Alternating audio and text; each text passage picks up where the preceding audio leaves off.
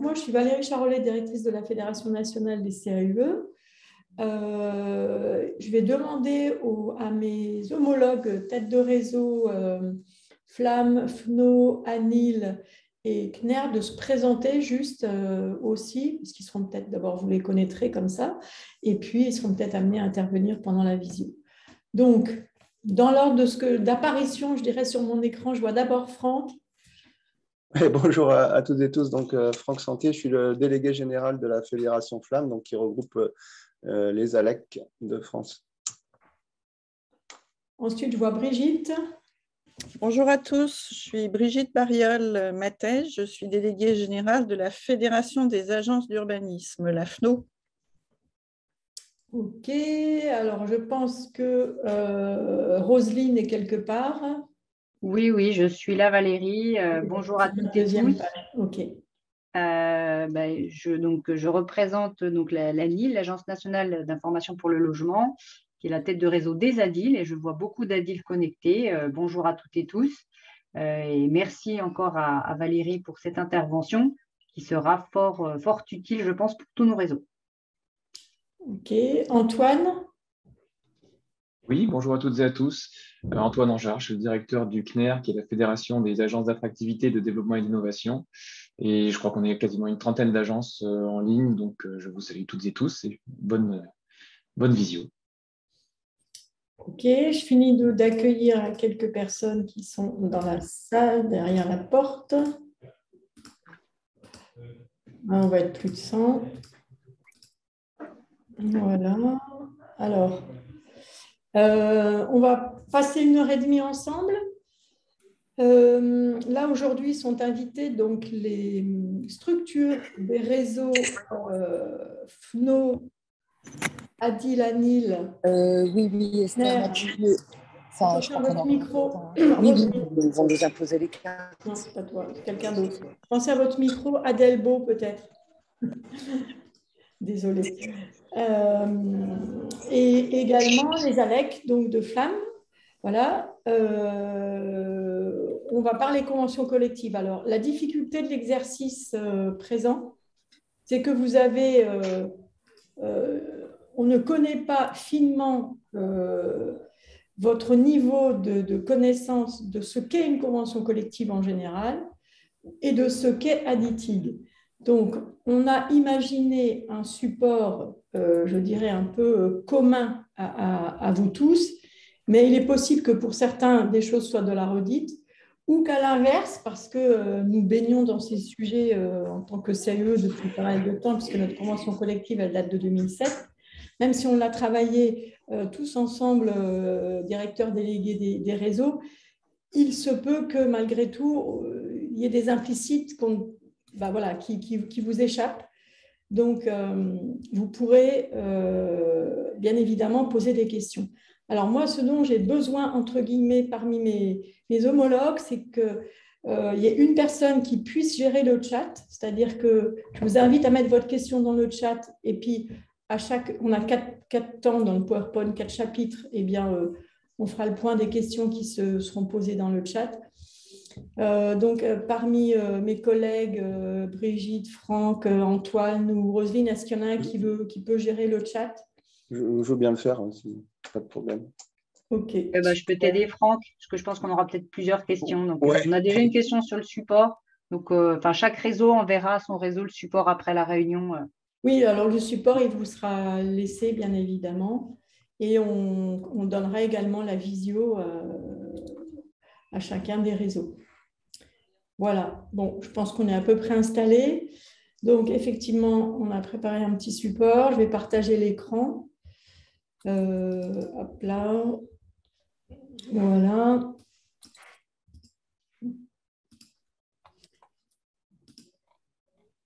OK. Alors, donc encore une fois, l'exercice, ce n'est pas simple de l'appliquer à tout le monde. Alors, donc, ce qu'on va aborder, c'est la branche et la convention collective nationale, le paritarisme, qui va de pair avec ça, quand même un petit rappel pour que vous compreniez après où on en est aujourd'hui, comment on est passé de la branche CE à la branche additing. Et puis, on est 5 réseaux autour de la table. Donc, l'intérêt de la démarche, c'est aussi de collectivement voir quelle photographie nous formons. Donc, il y aura une présentation des 5 réseaux. Et puis, on rentrera un petit peu dans la mécanique, mais pas trop, de comment ça fonctionne, une convention collective, comment ça marche et comment la nôtre va fonctionner. Alors, branche et convention collective. Bon, il y a quand même des incontournables, c'est quand même, on est obligé de passer par quelques définitions de base. Vous savez qu'il y a le droit du travail et puis on peut faire plus et mieux avec une convention collective et une branche professionnelle. Donc, une branche professionnelle, c'est quoi? C'est le regroupement d'entreprises, alors il faut le comprendre au sens large, d'un même secteur d'activité et qui relève d'un accord ou d'une convention collective nationale. Donc, tout le sujet, évidemment, vous le pressentez déjà, c'est de définir c'est quoi notre secteur maintenant que nous sommes ensemble. Les contours d'une branche professionnelle, justement, c'est défini par ce qu'on appelle le champ d'application de l'accord ou de cette convention.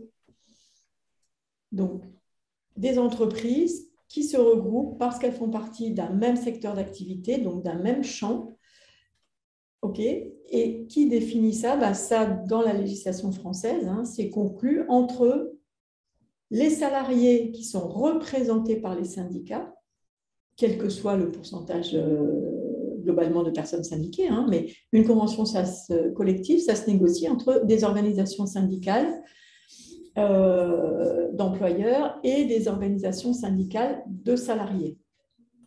Donc ça, c'est la règle pour toutes les conventions collectives. Et une convention collective, qu'est-ce que ça définit? Ça définit les garanties applicables aux salariés. Donc, c'est ce qui va aller, on va dire, au-dessus du droit. Donc, c'est toutes les garanties qui vont être proposées aux salariés. Alors, ça va questionner, par exemple, les minima salariaux, la classification professionnelle, la protection sociale, la formation professionnelle, l'égalité entre les hommes et les femmes et le dialogue social. Voilà. Donc ça, c'est les règles de base, les définitions de base.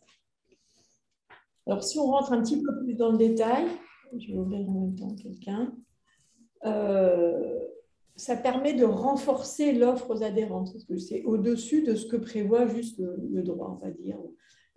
Donc, ça permet d'engager vraiment un dialogue social constructif, donc par l'avis de la convention collective, et ça permet de développer une forme d'attractivité du groupement et de fidéliser les collaborateurs. Ça sécurise aussi les dispositions sociales quand il n'y a pas de convention collective de droit, et ça crée un terrain commun entre les agences, les structures qui sont dedans, pour éviter une hétérogénéité des rémunérations, présence ou pas des forfaits jours, etc.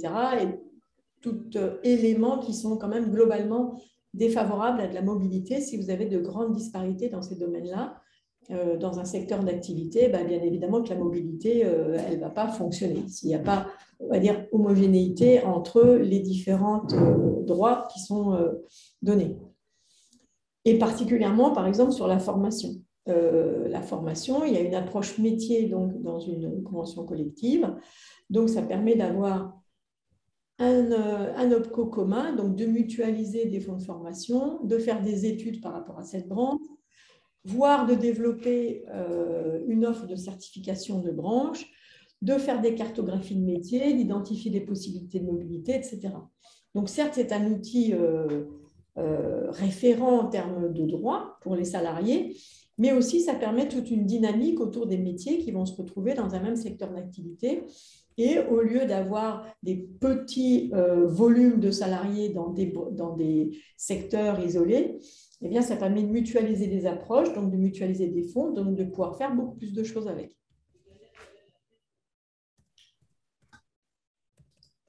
Ensuite, comment ça s'articule? Parce que certains d'entre vous, on le sait, vous avez des accords d'entreprise. Donc, un accord de branche, ça passe au-dessus de l'accord d'entreprise. Que celui-ci soit fait avant ou après, sauf si l'accord d'entreprise assure des garanties égales ou supérieures à ce que propose la convention collective, l'accord de branche. D'accord? Donc, si c'est mieux, ben, on ne vous demandera pas de descendre d'un cran. D'accord? Voilà, donc ça, comment la mécanique. Par contre, la branche professionnelle, elle a des compétences exclusives dans certains, enfin, elle a une compétence exclusive pour certains sujets qui ne sont pas traités autrement. Donc, les salaires minima, les classifications, la mutualisation des fonds de financement du paritarisme.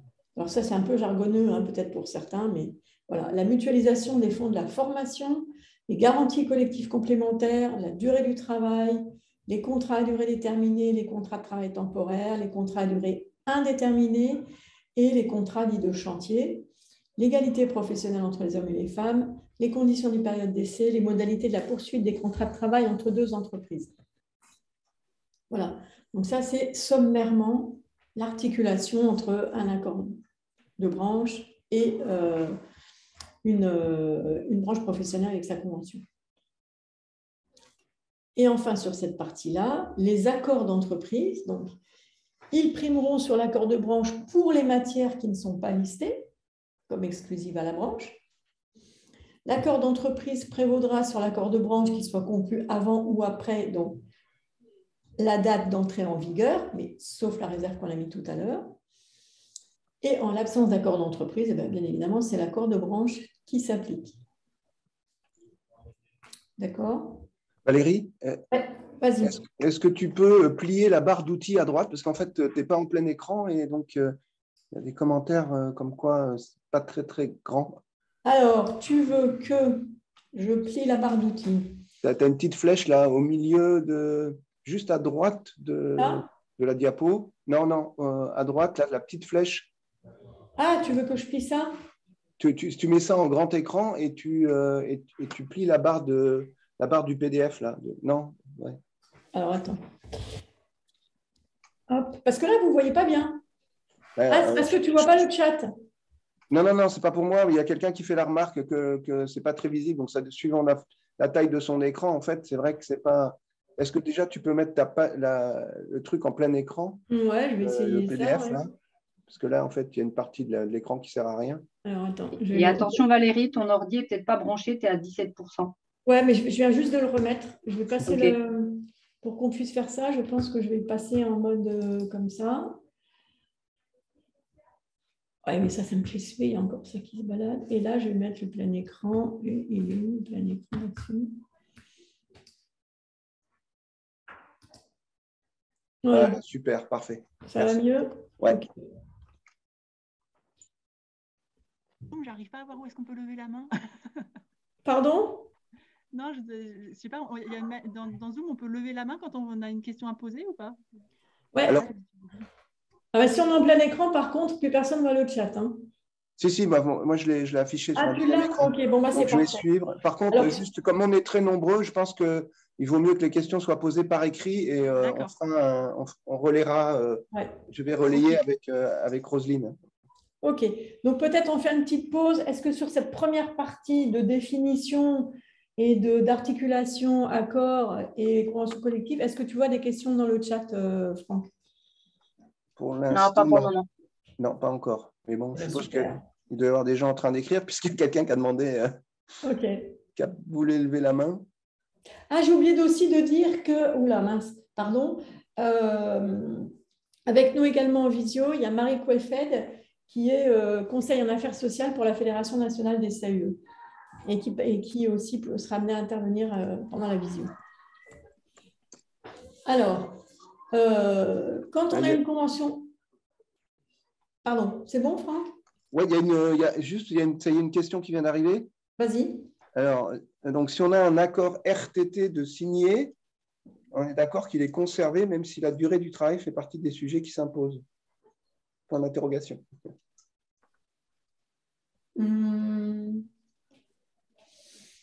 Si vous avez un accord RTT, vous voulez dire 2 jours où la convention collective s'applique, vous le verrez pour vous, c'est en 2024.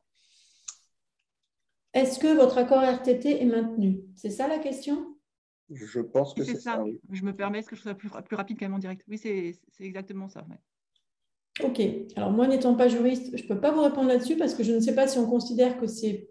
A priori, je me dis, on doit penser que c'est mieux que la convention collective si cet élément-là n'est pas dedans. Parce que c'est une question hyper importante. Enfin, nous, typiquement, si on nous demandait aux salariés de revenir aux 35 heures, alors que ça fait des années qu'ils sont aux 39 heures avec RTT, ce serait très, Ouais. très compliqué. Et vu qu'en fait, Valérie, l'accord de RTT, c'est en fait un arrangement du régime de 35 heures, pour moi, je pense que ça doit être possible, mais j'aimerais vraiment bien en être sûre. Alors, c'est des RTT qui ont été signés depuis. Donc, c'est des RTT, c'est des contrats qui ont été signés avant qu'il y ait la loi sur les 35 heures. Date de 2011. Parce qu'il me semblait qu'on ne pouvait plus faire de contrat avec des RTT depuis la loi aux 35 heures. On ne peut plus dans les structures qui n'ont pas ces accords-là, mais nous, typiquement, comme on a cet accord-là qui date de 2011, y compris les nouveaux contrats sont sur ce régime-là, en fait.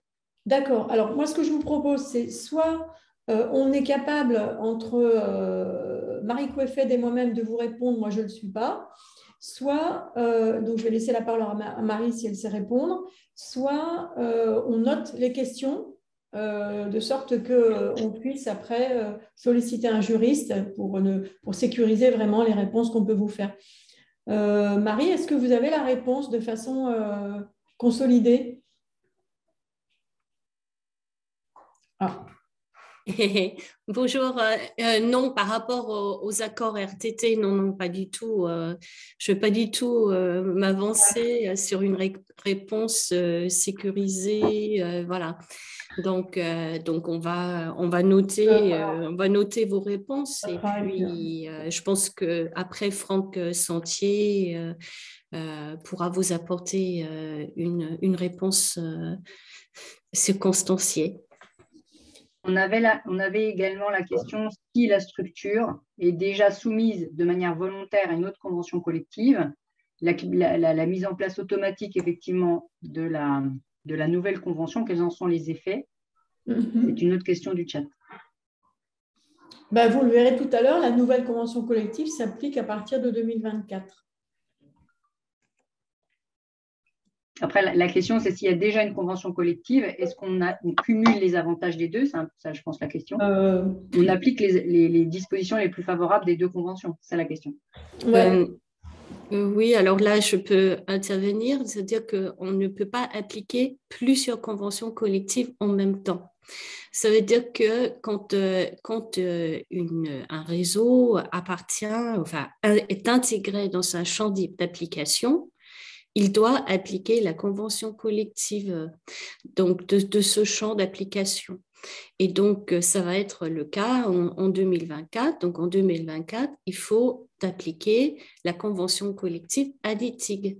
Mais on ne peut pas appliquer plusieurs conventions collectives si vous appartenez, si toutes vos activités, bien sûr, rentrent dans ce champ d'application. Évidemment, il y a certaines entreprises, très grandes entreprises, qui peuvent avoir plusieurs conventions collectives, mais c'est parce que leurs activités relèvent de plusieurs champs d'application. Mais ce n'est, je pense, pas le cas pour nos structures.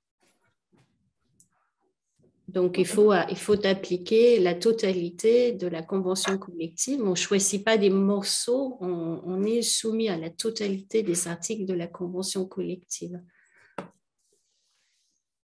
Ok. Il y a d'autres questions, Franck? Oui, il y a d'autres questions. Il y a une question sur est-ce que la mise en place ou pas du forfait jour fait-il partie des champs abordés par la convention collective? Alors, ça en fait partie, mais partiellement. Et si vraiment on voulait, si la branche ADITIG voulait que ça se déploie, que ça se développe dans les réseaux, il faudrait certainement prendre une ou deux dispositions nouvelles, donc qui peuvent être prises d'ailleurs entre aujourd'hui et 2024, comme on le verra tout à l'heure. Il y a une mention, mais il semblerait que, comme à l'époque, c'était écrit en 2007, il y avait des conditions, si vous voulez, pour créer le forfait jour qui n'étaient pas tout à fait les mêmes qu'aujourd'hui. Et donc, il manque quelques petits ingrédients pour vraiment être solide sur la création de forfait jour. Voilà, donc ça, c'est des choses qui peuvent tout à fait être négociées, vous le verrez, entre maintenant et 2024. On avait une autre question, comment savoir si nous relevons de la convention ADITIG? Eh bien là, puisque vous êtes là, c'est que vous en relèverez en 2024. Alors, il est nécessaire peut-être de préciser ça. Vous le verrez dans l'historique tout à l'heure, il y a eu un travail de rapprochement de vos réseaux de la convention collective des CAUE. Et donc, sur les slides après, ça sera un petit peu plus expliqué, mais à partir de 2024, la convention collective ADITIC s'appliquera à toutes les structures appartenant au réseau que vous représentez. Mais pour autant, je le dirai tout à l'heure, entre aujourd'hui et 2024, le travail à faire, c'est d'adapter la convention collective telle qu'elle avait été pensée, c'était que pour le CAUE, donc de l'adapter à l'ensemble de vos métiers, de vos activités, etc. Donc, pour véritablement qu'elle soit ad hoc pour la branche additive. Donc, il va y avoir un travail d'amélioration, d'ajustement entre 2022 et 2024 pour faire en sorte qu'elle convienne à tout le monde. Donc, le paritarisme… il y a encore plein de questions, Valérie.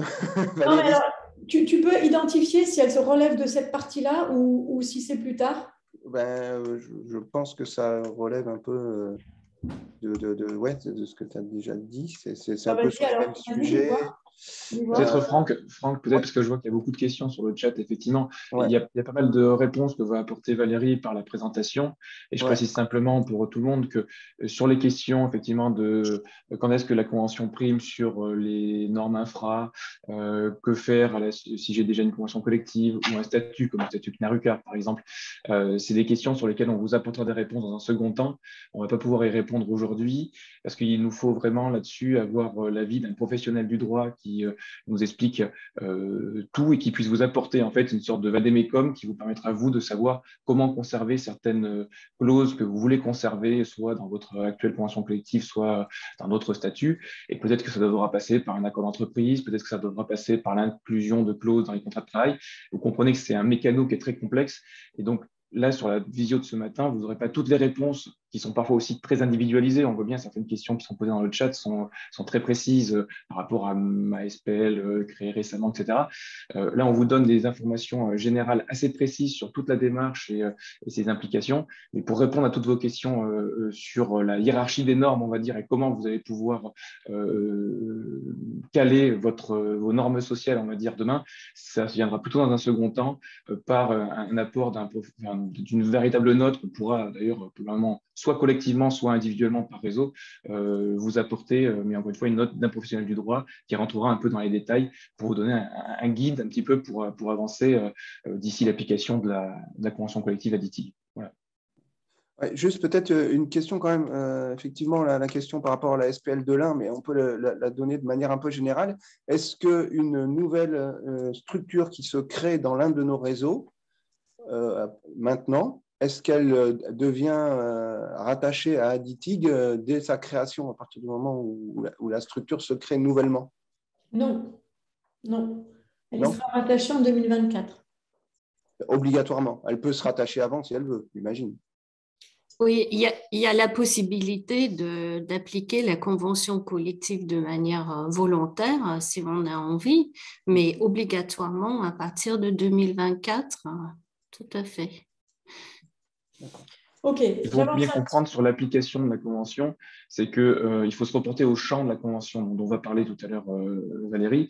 C'est ça que prendra en compte lors d'un éventuel contentieux le juge pour savoir si vous en relevez ou pas. Ce qui veut dire que c'est très important, et là-dessus on vous accompagnera en collectif justement, pour essayer de comprendre si vous relevez ou non de cette convention collective. A priori, comme disait Valérie, c'est quand vous faites de l'ingénierie territoriale, du développement économique, de l'attractivité, etc., vous rentrerez sous cette convention collective. Mais il n'y a personne qui vous dira, à part nous, comme on le fait aujourd'hui et qu'on continuera à le faire, qui vous dira vous vous en relevez ou pas. Il faut juste que vous sachiez qu'elle existe et que si vous considérez que vous rentrez dans le champ, elle s'applique à vous. Encore une fois, si jamais vous ne l'appliquez pas, vous appliquez une autre convention collective de manière tout à fait libre.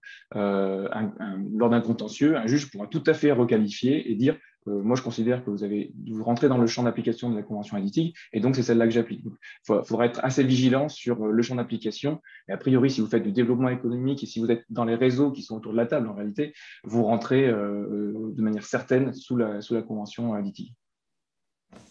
Alors, pour donner quelques autres éléments de cadrage, des repères sur ces sujets-là, donc à partir du moment où il y a une convention collective, donc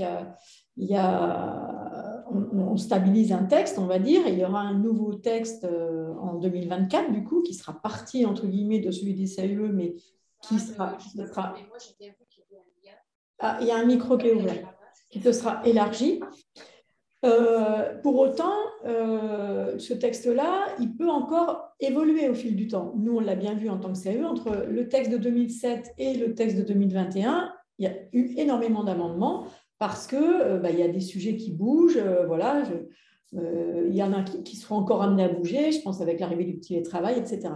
Donc, le paritarisme, ça permet de poursuivre les négociations dans la branche pour améliorer ou compléter cette convention collective. Voilà, c'est-à-dire qu'il faut une instance qui puisse travailler sur cette convention collective. Elle peut le faire aussi en mettant en place des groupes de travail qui vont en amont préparer des accords, qui vont réfléchir, on y reviendra tout à l'heure. Ça peut, s'il y a des circonstances exceptionnelles, mettre en œuvre des actions communes. Voilà, donc le paritarisme, c'est cette dynamique qui permet de continuer à travailler sur un texte, et donc à travers ce texte-là, évidemment, sur les droits des salariés qui sont dans cette branche. Donc, ce paritarisme-là, il est donc hyper normé. Hein. Il y siège les représentants des syndicats et les représentants des employeurs. Donc, les syndicats, vous voyez ce que c'est, les représentants des employeurs dans nos réseaux, ce sont bien souvent des élus. Le dialogue se fait comme ça, à parité, autant de représentants de syndicats que de représentants d'employeurs. Et ces gens-là se mettent autour de la table, réfléchissent à des évolutions de la convention collective, etc. Et donc, pour ça, il faut évidemment un budget. Donc, les entreprises qui sont dans une convention collective cotisent pour soutenir les travaux du paritarisme. Voilà. Et ces cotisations, elles reviennent à part égale aux représentants des dommages, si vous voulez, on va simplifier, mais les organisations patronales et les organisations syndicales qui sont représentatives de salariés. Voilà. Ou bien c'est versé à l'association de gestion du paritarisme qui, du coup, a un budget pour fonctionner. Et il y a pour conduire ces travaux à la fois du collège employeur et du collège salarié un secrétaire du paritarisme. Chez nous, ça s'appelle un délégué du paritarisme. Le vocabulaire peut varier, mais dont la fonction est finalement d'aider ses représentants à progresser ensemble, à produire des textes. Ça permet de tenir un calendrier, de faire des comptes rendus de réunion. Ça permet aussi d'interpeller les pouvoirs publics et par exemple le ministère du Travail, etc. Donc ça, c'est le cadre en France partout. Convention collective, le paritarisme, employeurs, salariés qui travaillent ensemble pour améliorer. En amont, ils peuvent vouloir être éclairés par un groupe de travail. C'est ce qu'on a créé nous, je vous le dirai tout à l'heure. Voilà, donc ça c'est hop là. Pourquoi il ne veut pas ? Valérie, il y a des questions là par rapport justement à aux cotisations là, sur le paritarisme, savoir comment c'est fixé, comment c'est calculé, et est-ce que tu peux donner un ordre de grandeur du coût, enfin, voilà. Alors, c'est proportionnel. Alors, combien c'est ? Vous vous souvenez, chez nous, Marie, je ne sais plus le montant de la cotisation ? Oui, alors c'est sous couvert de Stéphane Dufil, parce qu'on en a beaucoup parlé sur les cotisations au fond. C'est fonction de la masse salariale, en fait. Hein. Oui, alors c'est calculé, c'est un pourcentage qui est appliqué sur la masse salariale brute des structures adhérentes. Et actuellement, Stéphane, il me semble que 0,2%. Je crois que j'allais dire ça, Stéphane ? Non, mais je crois Oui, que bonjour à tous. Oui, c'est aujourd'hui le taux qui est effectivement appliqué pour la convention telle qu'elle est rédigée aujourd'hui. Voilà. Il est évident, et ça fera l'objet, ça a commencé à faire l'objet de discussions, que ce taux est très élevé. Il était nécessaire, j'aurais tendance à dire, sur le périmètre historique des CAUE. Il est beaucoup trop important sur le nouveau périmètre de l'additive. Donc, ça fera l'objet des premières discussions qui sont déjà lancées au sein de la CPPNI pour, bien évidemment, avoir un taux beaucoup plus en adéquation avec ce dont on aura besoin à l'échelle de l'additive, encore une fois, par rapport à ça. Donc, ce 0,2%, il est actuel, mais il ne sera pas celui qui sera appliqué en 2024 au moment du démarrage. Merci Stéphane. Et puis je complète ce que vient de dire Stéphane, c'est qu'en fait, effectivement, on est en négociation. J'ai vu les questions que vous avez posées, vous avez demandé comment c'est calculé. Donc, effectivement, les 0,2%, c'était en rapport avec un fonctionnement avec peu de salariés, qui étaient les salariés des CAUE. Maintenant, avec un fonctionnement qui ne va pas énormément évoluer dans l'année, les années qui viennent, en tout cas tout proche, on va avoir un budget plus ou moins constant, mais avec beaucoup plus de monde pour cotiser.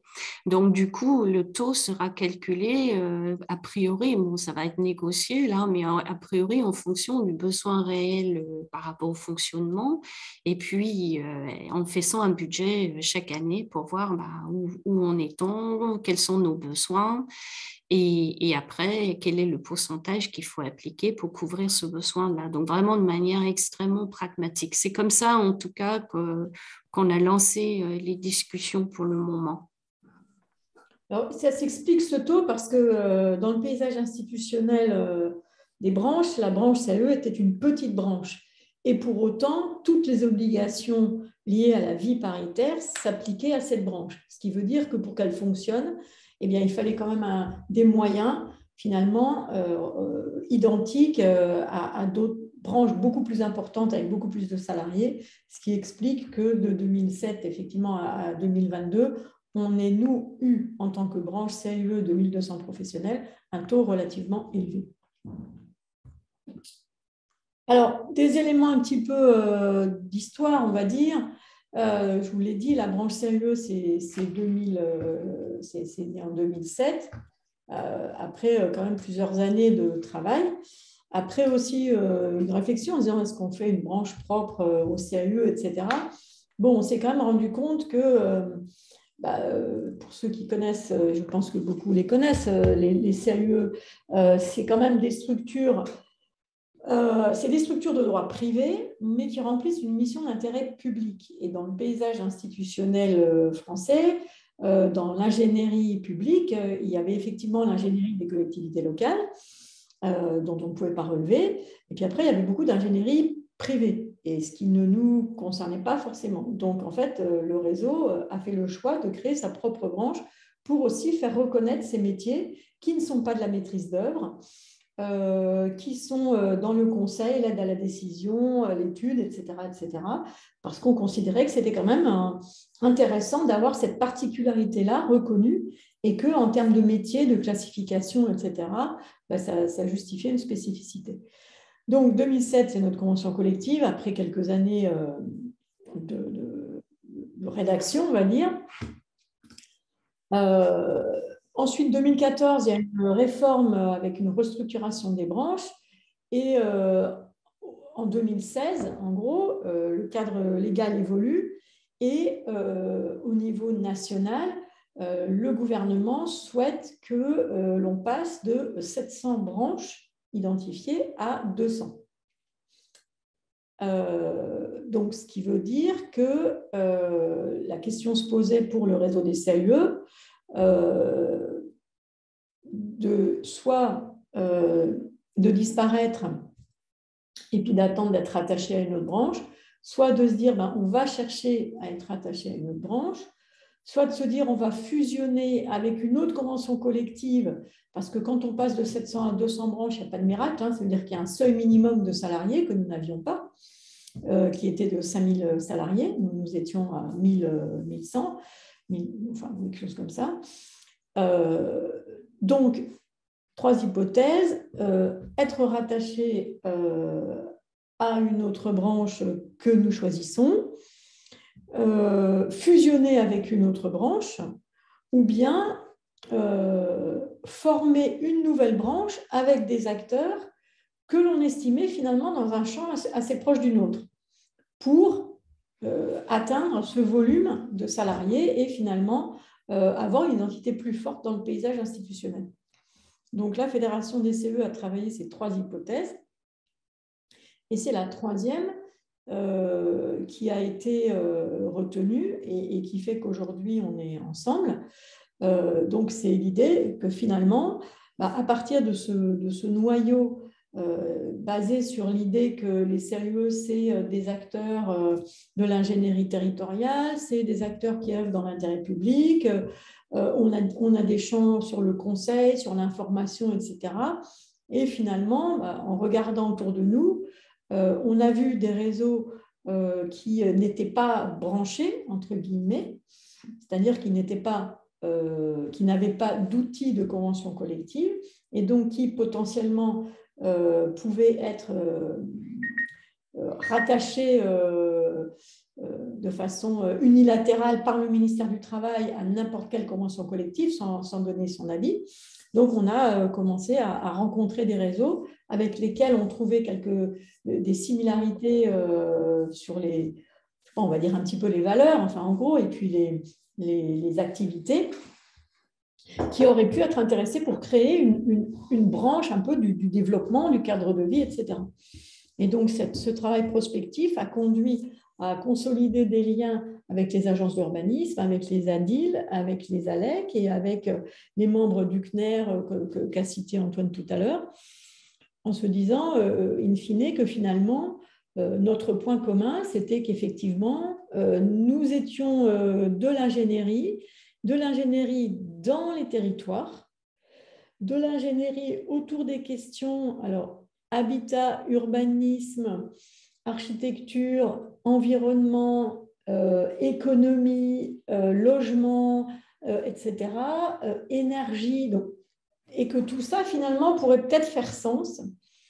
Et donc, on a travaillé les différentes têtes de réseau à essayer de vérifier cette hypothèse et de voir comment il pourrait être intéressant, finalement, de se regrouper, plutôt que pour ce qui était des structures non branchées, de se voir imposer d'aller à telle ou telle branche et puis d'y perdre un petit peu son identité, parce que c'est ce qui aurait été fait pour les 5 réseaux. Voilà. Donc, en 2018, on a travaillé à l'écriture d'un nouveau champ qui pouvait du coup embrasser nos 5 vocations et tous nos métiers et nos façons d'agir. Ensuite, on s'est posé la question de comment on va faire après pour avoir une vraie convention collective. Donc, on a réfléchi à une méthode pour avoir une convention collective vraie dans le sens où juste, dans le sens qui nous regroupe bien tous. Voilà. Alors après, il y a toute une mécanique parce que quand on se dit ça, mais c'est très très compliqué, c'est très long. Le ministère du Travail, c'est une grosse machine. Donc, il y a des systèmes d'élargissement, il faut une validation officielle, etc. Bon, voilà. Donc, ce qui est intéressant à retenir, c'est que voilà, nous sommes partis d'une convention collective autour de laquelle, à laquelle se sont intéressées plusieurs têtes de réseau. Aujourd'hui, donc, ces 5 réseaux-là qui se retrouvent dans un nouveau champ que je vais vous présenter tout à l'heure. Et donc, la convention collective aujourd'hui s'appelle ADITIG, donc acteur du développement et de l'ingénierie territoriale qui œuvre dans l'intérêt général. Elle regroupe donc les réseaux que vous êtes. Entre aujourd'hui et 2024, en termes d'obligations pour vous, il ne se passe rien. Par contre, la convention, les instances, le paritarisme du réseau CAUE va continuer à vivre et il va travailler à la négociation par titre du texte de la convention collective pour que, en 2024, il soit ajusté à vos réseaux et applicable donc par tous les acteurs qui rentrent dans le champ. Alors, si on va un petit peu plus dans la... Voilà.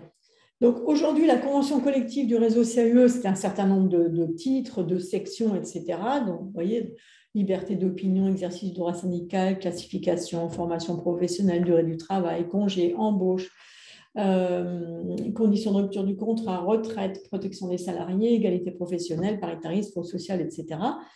Ça, c'est les grands titres. Et puis, entre 2007 et 2024, il y a eu de nombreux amendements qui l'ont enrichi, et ce qui fait qu'aujourd'hui, il y a ce qu'on appelle une convention collective consolidée.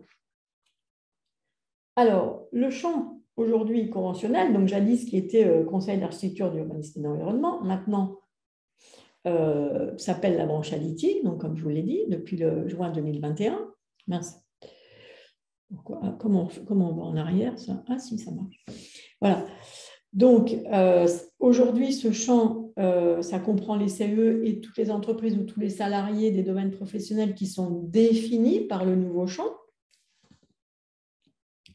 Et ce nouveau champ, là, je vous ai mis le texte intégral, mais c'est bien de se le dire une fois, voilà, ça couvre les acteurs ainsi que leur structure de représentation locale et nationale qui contribuent à l'amélioration du cadre de vie et de l'habitat, à la protection des espaces et des patrimoines, à la préservation de l'environnement, à la cohésion sociale, au développement urbain, à l'attractivité, au développement économique, à l'aménagement des territoires, à l'accompagnement des transitions énergétiques et climatiques, à la réalisation des projets des collectivités, donc vous voyez, ça embrasse, si vous voulez, ça additionne, c'est un terme, voilà, ça additionne tous nos champs d'activité. Donc, les formes juridiques, ça peut être l'association, ça peut être un GIP, un GIE, un EPL, un EPIC. L'objet principal, c'est vraiment réaliser des missions d'intérêt général. Donc, on n'accueille pas de fait des structures du secteur économique marchand pur. Voilà.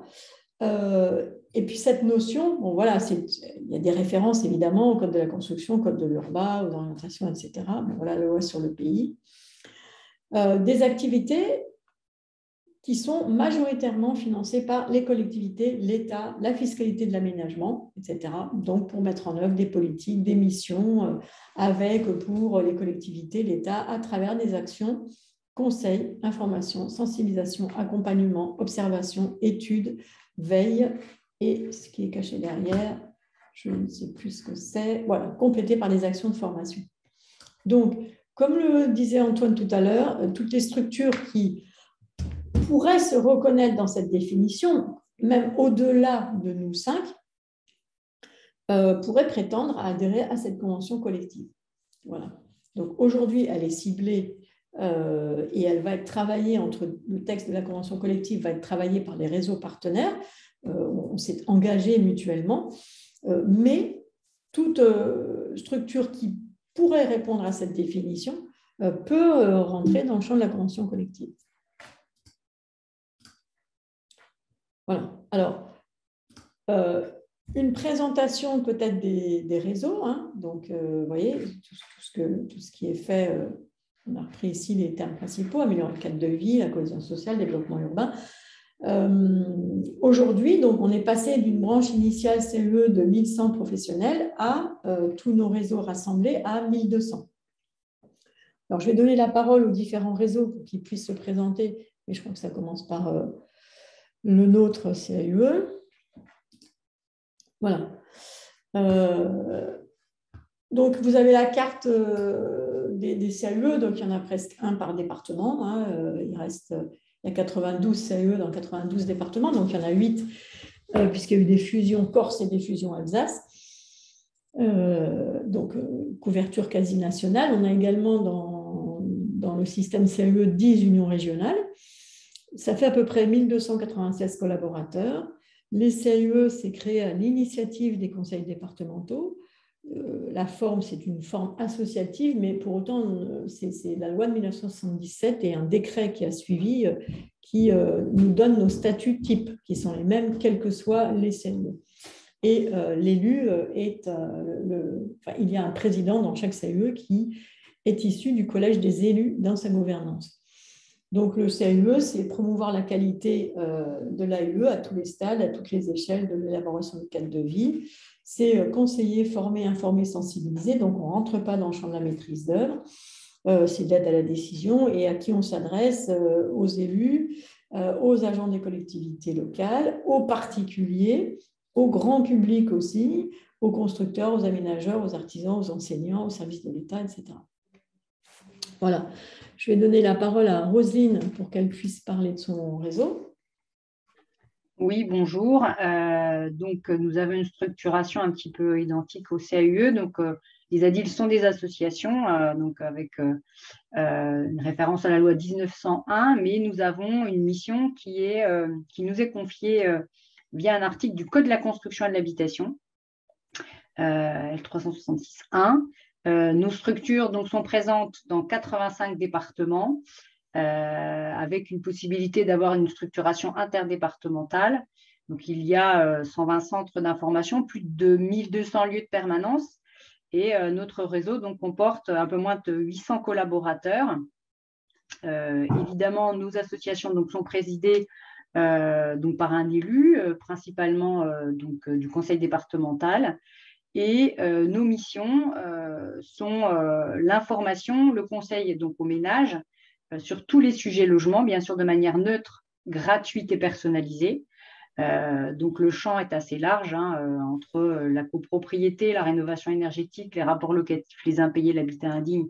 Donc c'est un champ logement qui peut recouper l'activité des autres réseaux qui sont avec nous, comme la rénovation énergétique par exemple. Et évidemment, donc, l'amélioration des conditions de logement et puis l'accompagnement aussi dans le cadre de difficultés, puisque notre réseau intervient, comme je le disais, sur, par exemple, la prévention des expulsions ou l'habitat indigne. Donc, voilà. OK. Je vais donner la parole à Antoine.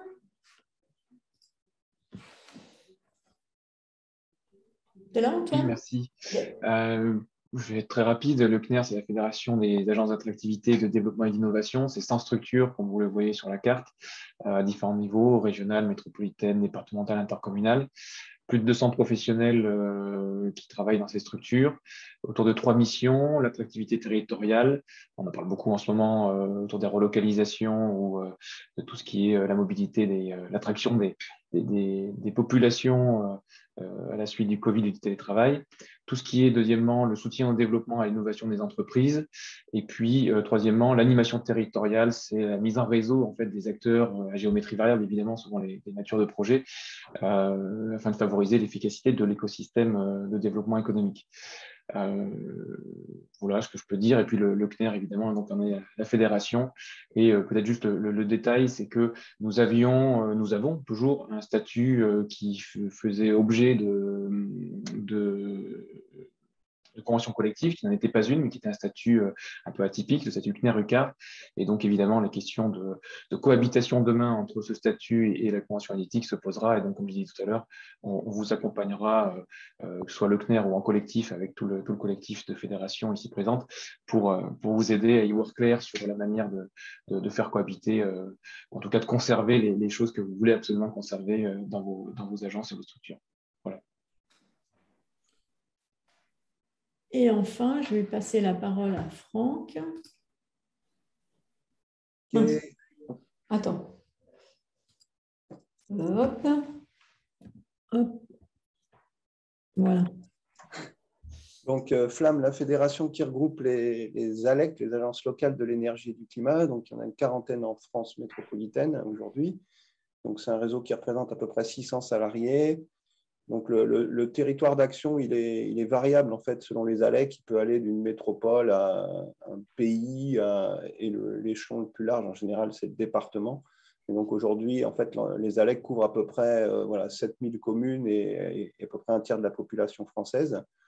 Donc, ce sont des agences d'ingénierie territoriale, voilà, et donc elles sont spécialisées sur la mise en œuvre des politiques et des stratégies énergie-climat locales. Et donc, c'est des outils voilà, qui sont pilotés par les collectivités. D'ailleurs, le président effectivement du NALEC est nécessairement un élu local. Et ce sont des outils de proximité et qui sont des tiers de confiance.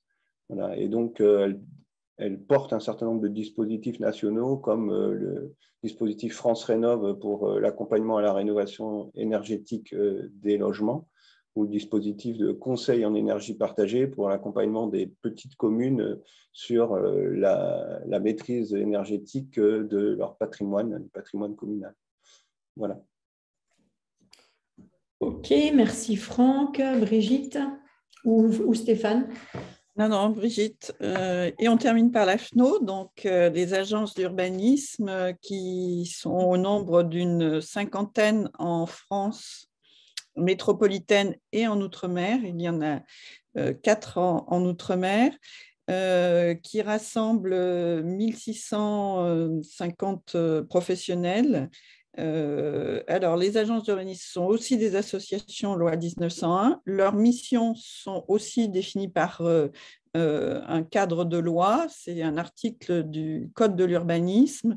Ce sont des missions à la fois d'observation territoriale, ce sont des missions d'élaboration au projet de territoire, à l'élaboration des documents de planification et des politiques publiques. Notamment, les agences travaillent aussi sur le champ de la mobilité, du développement durable, de l'habitat. Et on recroise des missions entre nos réseaux. Et puis, ce sont aussi des plateformes d'échange entre acteurs élus, donc collectivités. Et là, les agences sont plutôt appuyées sur les intercommunalités, les régions, aussi les départements, mais peut-être dans une moindre mesure. Donc, leur taille varie suivant les territoires, qui vont d'une quinzaine de salariés pour les agences appuyées sur des agglomérations ou des aires métropolitaines de taille moyenne à une centaine dans les espaces métropolitains. Et donc, nous, peut-être à la différence avec le CNER des réseaux CAUE, FLAM et ADIL, les agences n'ont pas de mission directe auprès des ménages ou des personnes. C'est vraiment des plateformes d'échange entre élus locaux, acteurs du territoire au service de leur stratégie territoriale. Ok, merci Brigitte. Alors, dernière partie, puis après on passera à vos questions. Quelles sont les instances et comment ça fonctionne, donc la branche, comment va fonctionner la branche ADITIG? Alors, je vous ai expliqué tout à l'heure que pour négocier, il y avait une commission, et il y avait d'un côté les employeurs, de l'autre côté les syndicats. Et la question, c'est qui siège, enfin, quel syndicat siège, comment, etc. Donc, et quels employeurs siègent. Alors, pour ça, là, dans le jargon du droit qui gère les conventions collectives, il y a ce qu'on appelle la mesure d'audience. C'est-à-dire qu'on va peser la représentativité de chacun des syndicats et de chacun des employeurs parmi les réseaux concernés par la branche, les réseaux ou les entreprises concernées par la branche. Ce n'est pas des valeurs qui viennent d'en haut et qui sont imposées à nous, c'est un examen hyper pragmatique. On regarde le nombre de salariés syndiqués, le poids des employeurs, et on effectue cette mesure d'audience. Donc ça, c'est fait au niveau de l'État pour toutes les branches, pour toutes les conventions collectives. et publier donc, tous les 4 ans cette mesure de représentativité. Et du coup, cette mesure de représentativité va stabiliser et fixer pendant ces 4 années les proportions de représentation de chacun des syndicats et les proportions des employeurs. Ce qui fait que la dernière mesure d'audience, elle a eu lieu en 2021, à l'automne 2021. Et donc, elle s'applique désormais à partir de 2022 pour 4 ans. Et il est ressorti quoi ? Que la CFDT représentait 68,99% des salariés syndiqués, la CGT-FO représentait 20,93% et la Confédération française de l'encadrement, Confédération générale des cadres, donc la CFE-CGC, représentait 10,08%. En dessous de, je ne sais plus si c'est dessous. Allons bon. Je ne sais pas ce que c'est ça. Mais c'est incroyable ça. Ça n'a jamais sonné sur mon ordinateur, c'est une expérience. Alors, voilà, donc ça c'est le tableau. Quand un syndicat n'atteint pas, je ne sais plus si c'est 8 ou 10%, Marielle va me corriger, il ne peut pas être représentatif dans une branche au niveau de la négociation. Voilà. Pardon Valérie, vous avez dit quel pourcentage? C'est 8 ou 10? 8. Okay, c'est ça. Donc, voilà. Donc, aujourd'hui, dans nos réseaux, la proportion, c'est ça. Et du côté des employeurs, jusqu'à présent, nous étions seuls puisque nous étions puisque nous étions réseau CAUE. Pour participer à la mesure d'audience, c'est aussi tout un processus qu'a également fait l'AFNO. Donc, à partir de 2022, on a aussi côté employeur, non plus un, mais 2 représentants employeurs, l'AFNO et la FNCAE. Ce qui ne veut pas dire que ces 2 représentants d'employeurs n'œuvrent pas au nom des 5, parce que nous avons pris un accord entre les 5 réseaux pour que ce qui se négocie au sein d'Aditig soit l'expression du travail des côtés employeurs des 5 réseaux. Donc, on ne travaille pas, je dirais, pour le réseau des agences d'Urba et le réseau des CAUE. À partir de 2022, on travaille dans cette instance du paritarisme. On va travailler pour les 5 réseaux. C'est l'engagement que nous avons pris, signé, pour simplifier, donc, en amont même de cette mesure d'audience. Voilà. Avant même que les résultats ne soient connus, le principe était que de toute façon, les réseaux qui allaient siéger au sein de la branche Aditig, comme on va le voir, donc ce qui s'appelle la commission permanente paritaire, bref, je verrai la salle d'après, ne le fassent pas en leur nom propre, mais bien au nom des 5 réseaux. Donc c'est un mandat et un engagement compris l'AFNO et les CAUE, mais on avait même, il n'y avait pas, à l'époque, il n'y avait pas le résultat de la mesure d'audience. Donc voilà. Donc aujourd'hui, on a côté syndicat 3 syndicats qui représentent les salariés et côté employeur, on a 2 têtes de réseau qui en réalité sont représentatifs des 5 réseaux, parce que l'idée, vous allez vite le comprendre, n'est pas d'arriver à écrire entre 2021 et 2024 une convention collective qui n'aille qu'à 2 réseaux. Ça n'aurait aucun sens. Il faudra Valérie, il y a deux questions là par rapport à ces mesures d'audience. Déjà, pour côté syndicat, une demande de confirmation, le pourcentage correspond au pourcentage d'adhérents à un syndicat, ou ça prend en compte aussi les élections professionnelles? Les résultats des élections professionnelles, c'est que les nombres d'adhérents de salariés adhérents. Les gens qui sont syndiqués à la CFDT, FO ou CFE. D'accord. Les élections professionnelles ne sont pas prises en compte là-dedans. Parce que pour toutes les petites structures, en fait, il y a des élections professionnelles nationales. Oui, monsieur, bonjour.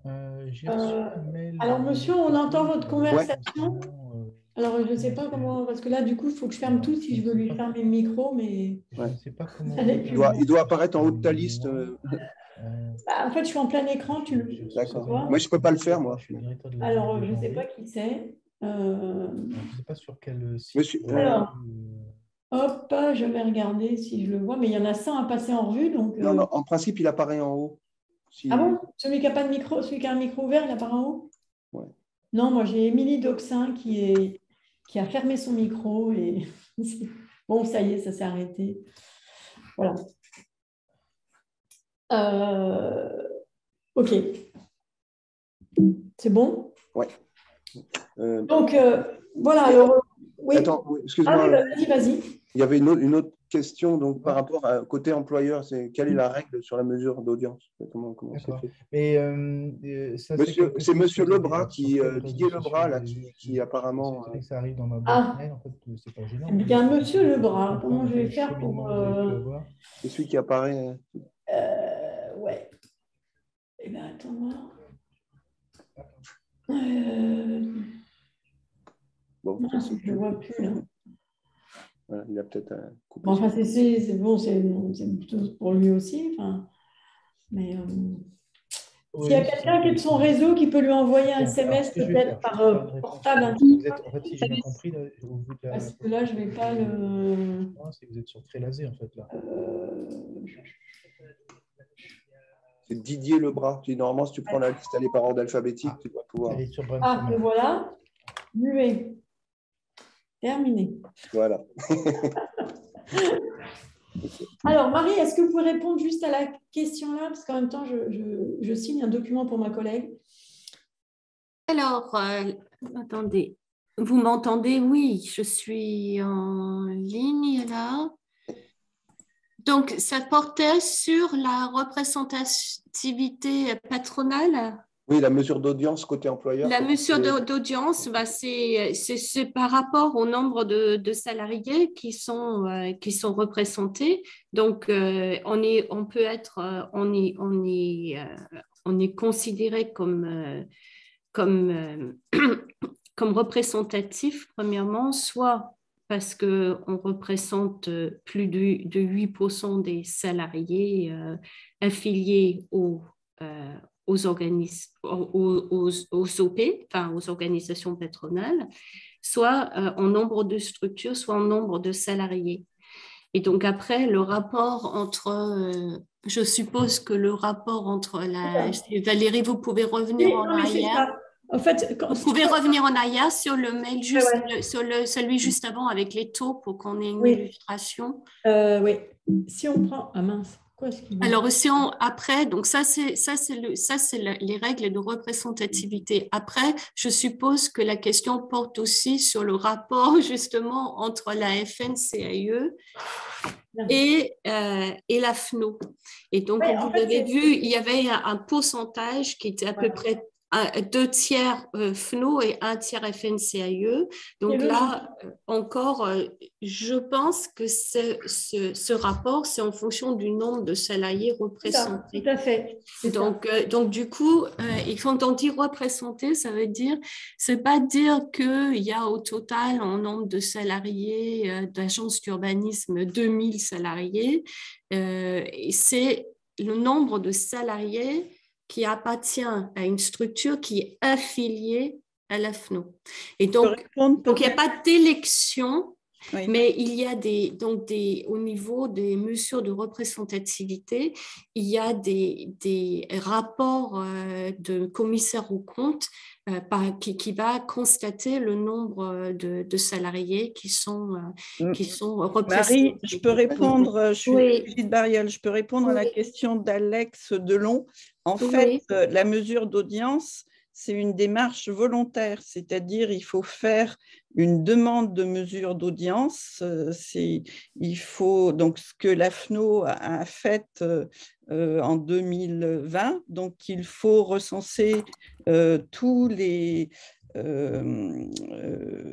personnels des agences, faire des attestations par un commissaire aux comptes qui fait aussi des contrôles aléatoires pour vérifier que le déclaratif est le bon. et ça déclenche une décision de représentativité qui est donnée par le ministère du Travail. C'est un dossier assez lourd, pour tout dire. Donc, on avait fait l'exercice au niveau de l'AFNO sans du tout être sûr que ça puisse aboutir en 2020. C'est pour ça qu'on est représentatif avec la Fédération des CAUE. Ouais. Peut-être préciser qu'en fait, donc l'AFNO a pris cette décision-là. En fait, le sujet avait été abordé au niveau des différentes fédérations. Ce qui se passe, c'est qu'en 2020, on n'avait toujours pas l'accord du ministère sur l'extension de la branche.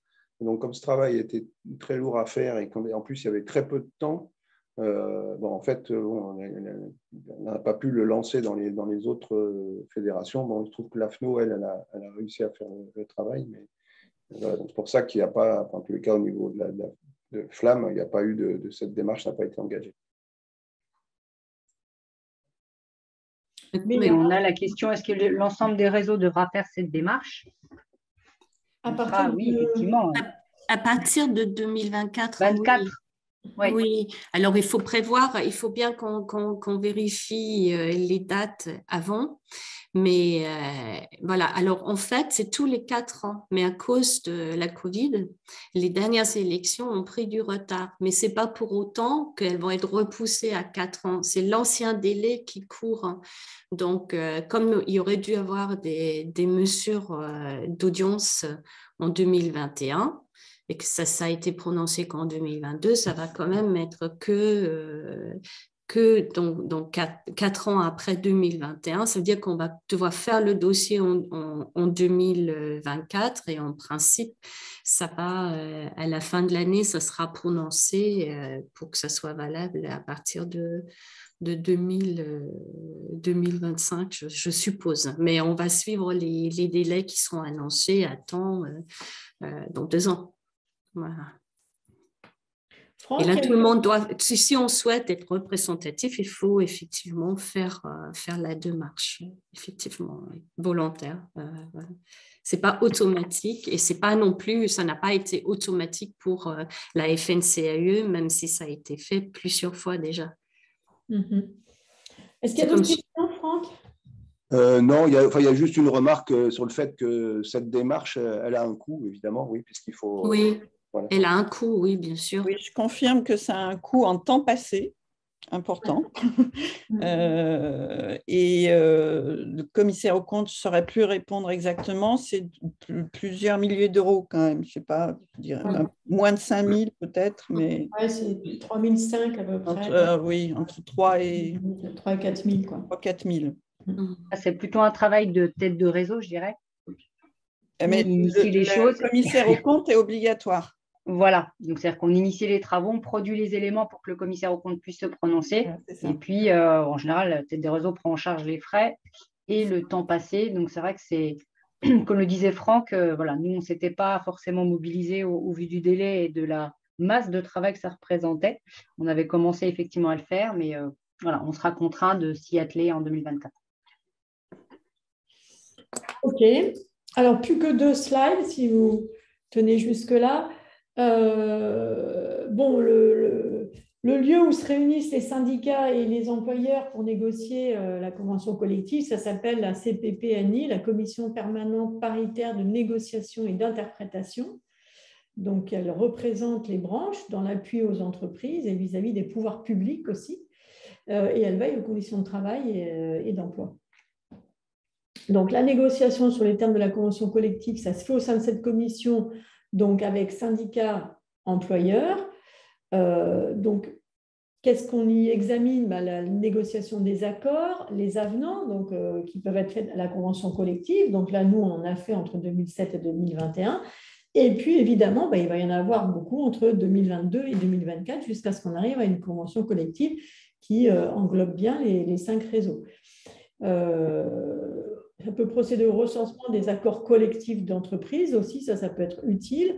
C'est une commission qui établit aussi des rapports annuels, qui fournit des avis sur l'interprétation de la convention collective, parce qu'une convention collective, je vous en ai montré les chapitres, mais c'est quand même c'est un petit pavé qui n'est pas toujours totalement digeste et qui parfois peut nécessiter des mécaniques de lecture un peu complexes pour être bien appliquées. Donc, toute structure se rapportant à cette branche peut interpeller cette commission permanente pour avoir une lecture d'un article, pour vérifier qu'elle a bien appliqué telle disposition de la convention collective, etc. Et puis, ça peut aller à des situations un petit peu plus tendues où il peut y avoir des désaccords entre un employeur, des salariés au sujet de l'interprétation d'un article particulier. Voilà. Ça s'intéresse aussi aux accords collectifs. Voilà. Donc, on le redit, ensuite, tous les textes qu'adopte la CPPNI, une fois que le ministère a arrêté ces différents amendements, ils sont applicables à l'ensemble des entreprises de la branche. Donc, on discute, on décide, on envoie ça au ministère et quand il valide tout ça, c'est applicable par la branche. Donc, dernière diapositive. Bon. Voilà. Donc, comme je vous l'ai dit, on a 3 représentants syndicats, 2 représentants employeurs qui se sont engagés en fait à porter la voix des 5 réseaux. Donc, va s'ouvrir une négociation au sein de cette commission paritaire entre nos réseaux employeurs et nos réseaux syndicats. Il a été mis en place un groupe technique paritaire. Ça, ce n'est pas du tout obligatoire. C'est une possibilité qu'offre notre convention collective. Et l'intérêt, c'est quoi? Pourquoi il a été mis en place ce groupe? Parce que donc, cette commission paritaire, elle va travailler entre maintenant et le 12 juin 2024 pour écrire le nouveau texte, pour qu'il s'adapte à tous les réseaux et pas seulement au réseau CAUE. Or, factuellement, même s'il y a un accord de représentation des 5, tous les réseaux ne sont pas dans cette commission paritaire puisqu'il manque le CNER, Flamme et les ADIL. Donc, ce groupe technique, en fait, a été créé pour éclairer les négociateurs de la commission CPPNI, du paritarisme, en amont de ces réunions, pour apporter des données sur un sujet, pour approfondir une problématique, pour faire remonter pour apporter des remontées des structures sur les 5 réseaux, etc. Donc, on va avoir un groupe technique qui, en amont, va préparer les sujets de la CPPNI, va les nourrir, l'enrichir. Ça peut être des observatoires, des situations, moi, que sais-je, comment ça fonctionne le télétravail, est-ce que vos réseaux, où est-ce qu'on en est dans nos 5 réseaux sur le télétravail, est-ce qu'il y en a qui ont des chartes, est-ce qu'il y en a qui ont des accords d'entreprise là-dessus, etc. Bref, ça va être un lieu où, sur la base du volontariat, les 5 réseaux vont être représentés, pareil, aussi bien côté employeur que côté salarié, pour nourrir la réflexion de la CPPNI, qui reste le lieu de négociation et de décision finale du paritarisme. Mais là, du coup, ça nous permet mécaniquement d'avoir quand même une expression collective des réseaux CNER, Flamme, ADIL, FNO, CAUE, aussi bien par les salariés que par les employeurs, en amont de la CPPNI. Alors, bien évidemment, l'idée quand même, c'est qu'après, la CPPNI, elle emboîte le pas, on va dire, des propositions qui seront faites. Parce que si on fonctionne en bonne intelligence, il ne s'agit pas après d'un seul coup de changer son fusil d'épaule et puis au sein de la CPPNI de dire « Ah non, finalement, ça ne va pas », alors que quelque part, on aura convergé et cheminé un peu ensemble au sein du groupe technique paritaire. Mais pour autant, formellement, ce groupe technique travaille en amont, fournit de l'information, de la donnée, des réflexions, des analyses, etc., pour éclairer les débats au sein de la CPPNI et c'est la CPPNI qui tranchera sur les avenants nécessaires à l'évolution de la convention collective. Donc, ce groupe technique paritaire, il va être lancé là bientôt. On aura pareil, égalité, alors je ne sais plus si on est 12 de chaque côté, enfin quelque chose comme ça. Donc, on retrouve un petit peu ceux qui sont dans la commission paritaire, mais c'est beaucoup plus large puisqu'il y a aussi les autres réseaux qui sont présents. Voilà. Une question, Valérie, c'est une remarque en tous les cas, c'est de dire si ce groupe n'est pas obligatoire, enfin le GTP, quel va être son impact réel en fait finalement, puisqu'il n'y a pas obligation que la CPPNI suive les préconisations du groupe technique paritaire. Tout à fait. Alors, il faut quand même savoir que c'est la CPPNI qui l'a décidé. Hein. Donc, en fait, ça serait quand même un peu étrange que la CPPNI, finalement, crée un groupe et puis se dise « Oh, puis non, on ne s'occupe pas de ce que produit le groupe. » Premièrement. Ouais. Deuxièmement, le droit, c'est bien utile, évidemment, il faut des règles, etc. Mais on est aussi dans l'humain. Et à un moment donné, ce groupe n'est absolument pas obligatoire. Donc, on aurait pu fonctionner avec les 3 syndicats que je vous ai cités et uniquement la FNO et les CAUE. À un moment donné, le collectif, on va dire, aussi bien les syndicats que les employeurs, ont trouvé utile de créer ce groupe technique paritaire. Donc, ça serait quand même se tirer une balle dans le pied que d'investir en temps et en un peu de moyens quand même dans un groupe technique paritaire, et puis que les mêmes acteurs réduits en nombre, mais une fois mis dans la réunion de la commission paritaire, disent « Oh, puis non, finalement, on oublie tout, il ne s'est rien passé, on ne connaît rien, etc. » Donc là, on est quand même sur des choses, on va dire, un fonctionnement, oui, qui me semble devoir se faire en bonne intelligence, c'est que la CPPNI utilise la capacité de création d'un tel groupe qui figure dans notre convention collective CAUE. Les employeurs sont d'accord, les syndicats sont d'accord pour qu'il y ait ce groupe technique. Ils sont d'accord pour en définir les objectifs. Bon, à un moment donné, si en plus on fait des réunions et on travaille, faudrait vraiment, celui qui lèverait la main en disant « je fais fi de ce qui a été fait », ça serait certainement une clause de rupture du travail, ça c'est clair, parce que ça ne serait pas du tout ce qui, dans l'esprit dans lequel les choses sont faites, et ni ne correspondrait aux moyens qu'en 2021, chacun a décidé de mettre en face de cette ambition partagée. Et Valérie, peut-être tu peux préciser aussi que côté employeur, il y a eu une convention qui a été signée entre nos 5 fédérations et la FNCAUE, la FNO s'est engagée à défendre ce qui aura été décidé. Oui, tout à fait. C'est ça.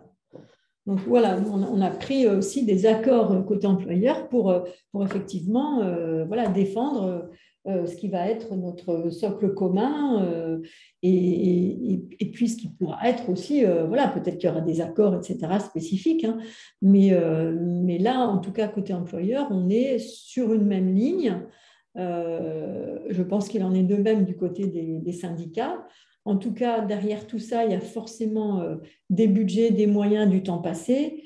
Et encore une fois, je pense que si à un moment, la CPPNI venait à ne pas s'appuyer sur les travaux du groupe technique et à faire autre chose, je pense que l'auteur serait clairement identifié et ça serait forcément une clause d'arrêt majeur du travail collectif. Valérie, peut-être faut-il rappeler aussi qu'il y a une volonté donc, que l'ensemble des réseaux soient représentés, qu'il y a une association, une union d'employeurs, fédération d'employeurs qui a été créée justement pour construire des positions communes entre employeurs et que le fait d'avoir un groupe technique paritaire faisait partie aussi de l'accord de méthode qui a été déposé avec l'accord de création d'Aditig. Tout à fait. Tout à fait. Bon, il y a quelques remarques là dans le chat, sinon par rapport au fait, voilà, est-ce qu'il y a des retours prévus des groupes techniques paritaires vers les réseaux? Est-ce qu'il y aura connaissance de l'agenda des groupes techniques paritaires en amont pour pouvoir avoir le temps de travailler? Voilà, ça c'est 2 questions concernant le groupe technique paritaire. Donc, je pense qu'on peut répondre. Non, mais la composition des groupes techniques paritaires, donc je ne sais plus si c'est 12, je crois que c'est 12 côté syndiqués, 12 côté employeurs. Il y a eu un dispositif d'appel dans les différents réseaux.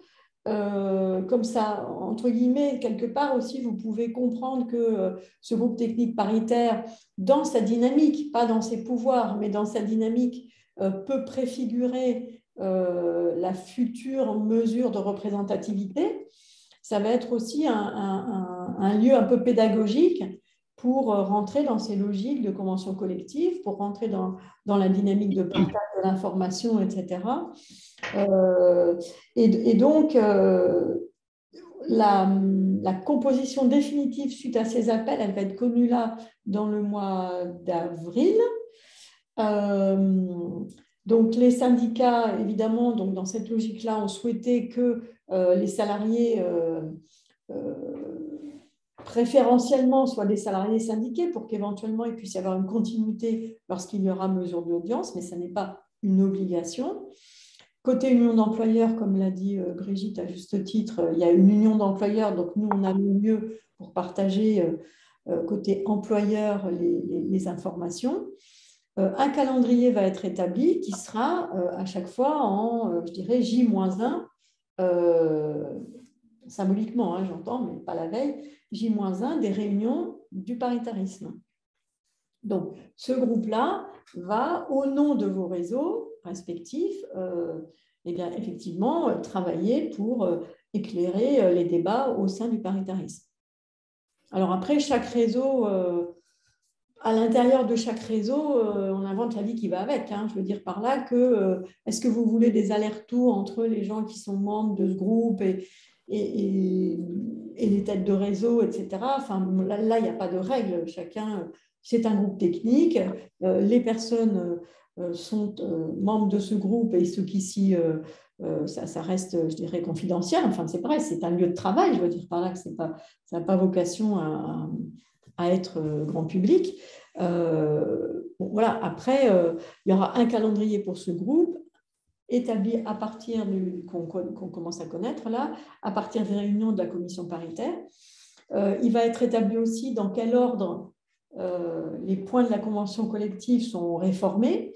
On a déjà une bonne idée parce qu'il y avait eu un accord de méthode où on s'était dit il faut peut-être qu'on aborde tel point en premier, tel point en second, parce que c'est important, c'est lourd, etc., pour avoir fini tous les titres en 2024. Quoi. L'idée, c'est ça, c'est qu'on a 2 ans pour travailler tous les titres. Alors, on va peut-être prioriser quand même parce que le ministère ayant mis du temps avant de valider notre champ, etc., on a quand même, grâce à lui, perdu 1 an, entre guillemets.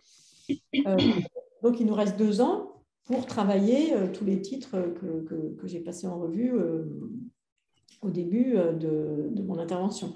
Donc, voilà, tous ces titres-là, c'est ces titres-là qu'on va balayer et on les a hiérarchisés. Donc, la première tâche, ça va être de confirmer ou d'amender un petit peu l'ordre d'examen de ça. Ça va donner ensuite le calendrier de travail du groupe technique, le calendrier de travail de la commission paritaire d'abord, donc le calendrier de travail du groupe technique ensuite, et puis on va dérouler ça en sachant que le but, c'est juin 2024. La convention collective, dans ses grandes lignes, hein, dans les points les plus urgents, les plus structurants, a été réformée, enfin, ce n'est pas forcément le nom, mais ajustée. Voilà.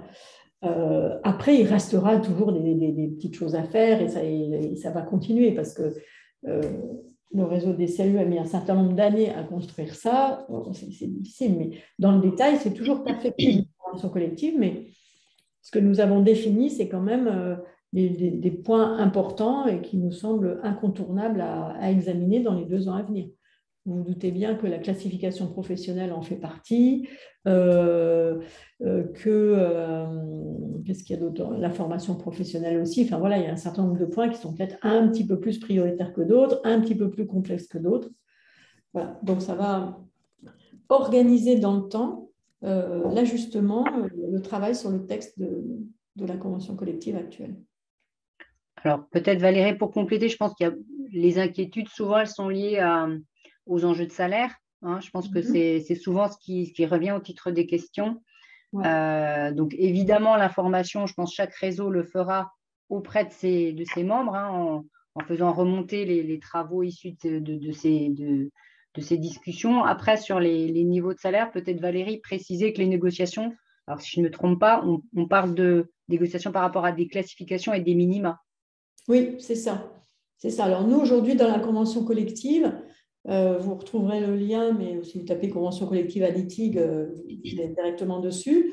Vous avez le texte de la convention collective qu'on appelle consolidé, c'est-à-dire qu'il intègre tous les amendements successifs qui ont été apportés. Et c'est vrai qu'en fait, on a une classification du niveau 1 à un niveau 5. À l'intérieur de ça, pour simplifier, nous avons des sous-niveaux avec des coefficients. Et chaque année, nous votons la valeur de ce coefficient. Et donc, si vous avez un coefficient 130 et que la valeur du point est de 3, ben vous multipliez 3 par 130, par 530, et ça vous donne votre salaire brut. Voilà. Bon, alors, ce n'est pas la partie, le titre 2, ce n'est pas la partie la plus fluide pour qui n'est pas habitué à la lecture des classifications, etc. C'est évident. Mais malgré tout, c'est quand même une mécanique dans laquelle on peut rentrer assez facilement. Voilà. Nous, ce qu'on avait fait à côté, c'est qu'on a aussi fait un répertoire des métiers. Et l'intérêt de ce groupe technique paritaire, par exemple, ça sera aussi de faire remonter comment sont structurés vos métiers dans vos différents réseaux, combien y a-t-il de métiers, comment c'est organisé, est-ce que, enfin voilà, les statuts cadres, pas cadres. Donc là, aujourd'hui, on n'a pas d'observatoire de ces éléments-là, véritablement. Donc, ça va être intéressant aussi de mettre à plat l'état actuel de vos métiers, de vos grilles éventuellement, etc., pour se dire comment ça peut faire sens au niveau national. Après, effectivement, la valeur du point, ça ne donne que les minima. Vous pouvez tout à fait, l'employeur peut aller au-dessus des minima. C'est le cas dans le réseau des CE, il y a des minima, mais il y a aussi beaucoup de salariés qui sont au-dessus de ces minima. Voilà. Et l'enjeu peut-être d'intégrer justement chaque réseau dans cette discussion permettra d'identifier pour chaque réseau donc les particularités qui sont liées à nos métiers et de créer effectivement quelque chose qui soit le miroir de la réalité de nos métiers dans chaque réseau. C'est ça aussi l'enjeu d'associer à ce groupe de travail. Oui, tout à fait. Pour rassurer les inquiétudes, puisque ce que je lis dans le chat montre effectivement quelques inquiétudes en matière financière. Et c'est vrai qu'on n'a pas les mêmes métiers. Aujourd'hui, la grille, elle est organisée par rapport au CAUE. Et c'est pour ça qu'on le sait, chaque réseau a des métiers qui sont différents. L'objectif, c'est vraiment d'intégrer les éléments qui sont liés à l'ensemble des métiers de ces différents réseaux pour créer justement ces valeurs de minima qui correspondent à la réalité en fait, de chacun. Voilà. Tout à fait. Donc ça, vous pouvez consulter notre convention collective et puis vous regardez ce titre 2 et vous avez la grille de classification et vous avez des positions 530, 400, etc. qu'il faut multiplier par la valeur du point pour avoir le salaire brut.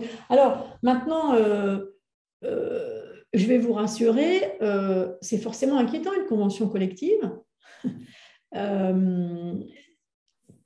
Alors je n'étais pas tout à fait en fonction, mais lorsque le réseau des CAUE a travaillé une convention collective, il y a eu effectivement aussi ces phases d'inquiétude, c'est de se dire, bon ben voilà, on faisait ce qu'on faisait jusqu'à présent, comment ça va se passer, parce qu'on a l'impression qu'il y a une règle qui va arriver et qui va s'imposer à tous. Une convention collective, c'est mieux que le droit du travail, première chose. Deuxièmement, pour ce qui est effectivement des salaires, il y a des minimums. Alors, oui, il y a des éléments qui peuvent être un peu plus anxiogènes que d'autres, forcément. Mais l'intérêt déjà à la base, c'est que ça pose la question, ça pose les sujets. Quand on a affaire à des réseaux qui n'ont pas forcément de convention collective ou pas d'accord de branche, on le voit bien, il y a des questions de métier, de progression de métier, de formation, etc., qui ne sont pas forcément posées. Alors que quand vous êtes branché, vous êtes dans l'obligation de poser ces sujets-là. Donc, bien sûr, ça peut être un peu inquiétant de se dire comment ça va se passer, mais en même temps, c'est aussi une opportunité de mettre à plat des choses, de réfléchir métier. Et là, quand même, se dire aussi globalement, nos réseaux rassemblés représentent véritablement une force importante dans le paysage institutionnel français et se joue avec nous aussi la qualité, la reconnaissance de nos métiers à travers cette convention collective. Donc, oui, certains aspects peuvent poser question et c'est tout l'intérêt de faire remonter des éléments à vos têtes de réseau pour que et au groupe technique paritaire pour que ça soit pris en compte. Pour autant, il faut regarder aussi l'intérêt parce que ça va mettre dans le débat des sujets qu'on n'a pas forcément l'habitude de traiter. Et voilà, le réseau DCE est né en 1977, il a fait sa convention collective en 2007.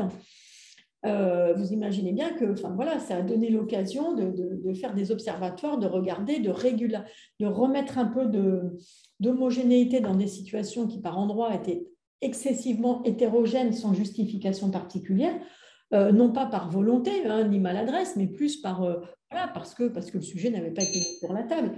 Donc à un moment donné, c'est aussi intéressant de se poser ces questions de droit social, de droit du travail, parce que, mine de rien, c'est plus de 6000 salariés aujourd'hui dans le paysage de l'ingénierie qui sont rassemblés pour travailler là-dessus. Donc, une convention collective, c'est aussi un vrai outil de reconnaissance, de compétences. C'est l'ouverture à des nouvelles mobilités. C'est une puissance par rapport à la formation qu'on ne peut pas avoir si on est tout seul. C'est une réflexion sur les métiers qui peut être fort intéressante parce qu'on voit quand même combien aujourd'hui l'enjeu métier est important. L'enjeu métier par rapport nous, ingénierie et fonction publique, nous, ingénierie, on va dire un peu parapublic et secteur privé. Voilà, donc c'est un sujet qui n'est pas simple, mais en même temps, il ouvre des débats très intéressants à l'échelle de la représentation globale du réseau et y compris à l'échelle individuelle de chaque salarié.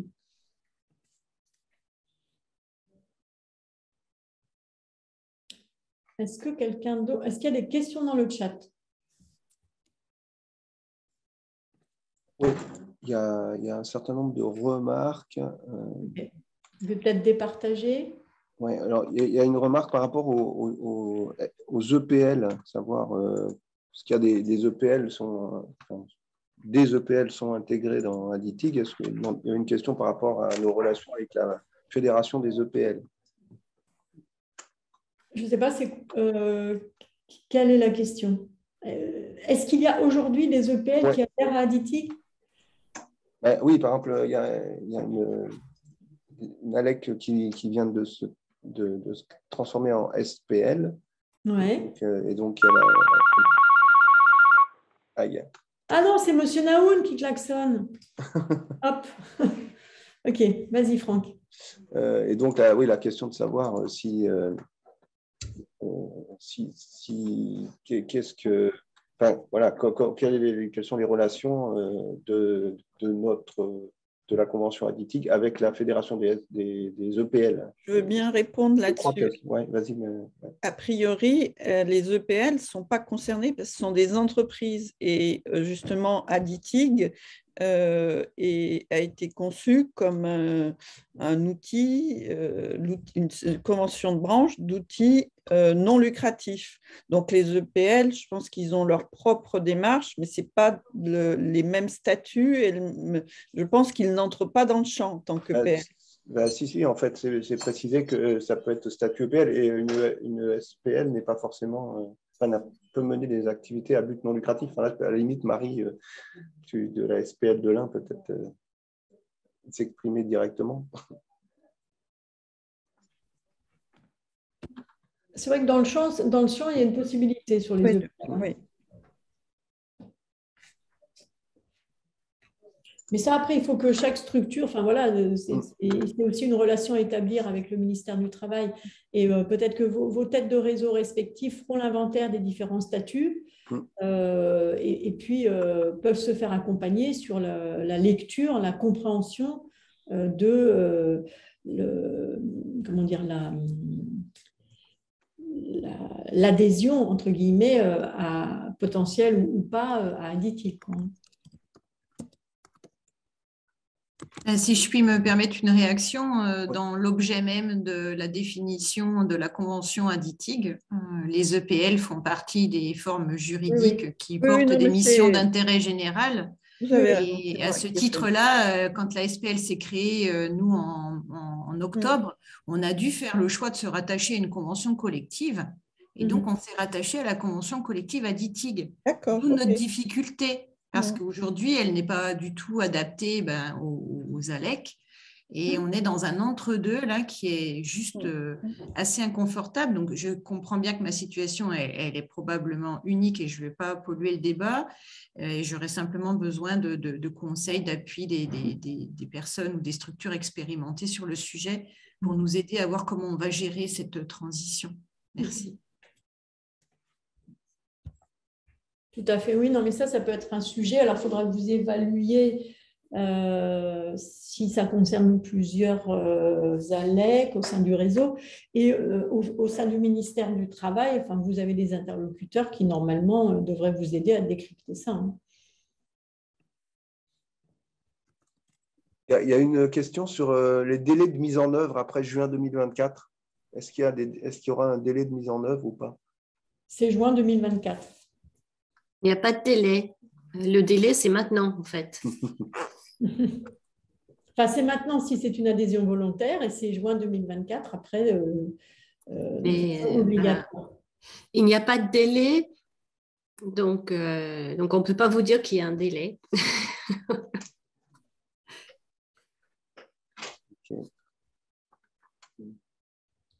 D'où l'intérêt de vraiment travailler pendant les 2 ans qui viennent pour avoir un texte qui ne sera pas parfait. Hein. On va quand même voilà, il ne sera pas parfait en 2024. Hein.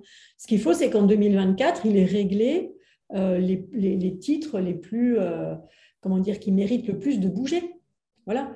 Et puis après, la commission paritaire continuera, la CPPNI, donc, que je vous ai présenté tout à l'heure, continuera de faire évoluer le texte pour qu'il aille dans le bon sens. Hein. Lorsque le réseau des CE a créé sa convention collective en 2007, il n'était pas parfait du tout. Mais l'essentiel était posé. Voilà. Et puis après, petit à petit, il s'améliore. Alors, il s'améliore avec le souhait des salariés, il s'améliore avec l'évolution aussi des dispositifs législatifs, etc. Donc, voilà. Donc, l'objectif pour nous, c'est d'avancer le mieux possible sur les titres qui sont les plus importants pour vous, de sorte qu'effectivement, les plus grosses questions aient trouvé réponse. Et puis après, il continuera à y avoir un dialogue, nous, côté employeur, au sein de l'union d'employeurs et côté salarié aussi. Il y a une question par rapport au point salarial. Il me demande si le point salarial est le même pour tous les réseaux.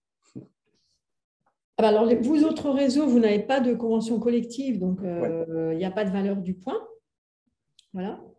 À partir du moment où tout le monde sera intégré à la convention collective. Voilà, sauf pour c'est ce que tu veux préciser, Antoine? Oui, effectivement, sauf pour le CNER qui a donc le statut CNER-UCAR dont je parlais tout à l'heure, donc avec un paritarisme également, et qui donc définit chaque année la valeur du point. Donc il y aura une définition de valeur du point pour 2024, enfin pour 2023 d'abord et 2024. Et ensuite, c'est évidemment, une fois que la convention ADITIG s'appliquera, la valeur du point de la convention ADITIG qui s'appliquera, qui remplacera celle du point statut CNER-UCAR. Donc, nous, sinon, cette valeur du point, dans une branche, donc, elle est votée au sein de cette commission au mois de décembre pour être applicable au mois de janvier. Elle fait l'objet d'une négociation, mais elle part quand même d'une donnée objective qui est l'inflation. Alors, soit l'inflation constatée l'année précédente, soit l'inflation prévue l'année à venir. Et à partir de là, il y a débat entre… Et puis, il peut y avoir aussi des clauses de revoyure, c'est-à-dire que cette valeur du point est fixée pour l'année, donc elle fixe les minima. Hein. Si vous avez dans la classification un salaire qui est supérieur au calcul auquel vous arrivez en multipliant la valeur du point par votre coefficient, ça ne vous fait pas baisser votre salaire. Hein. Voilà.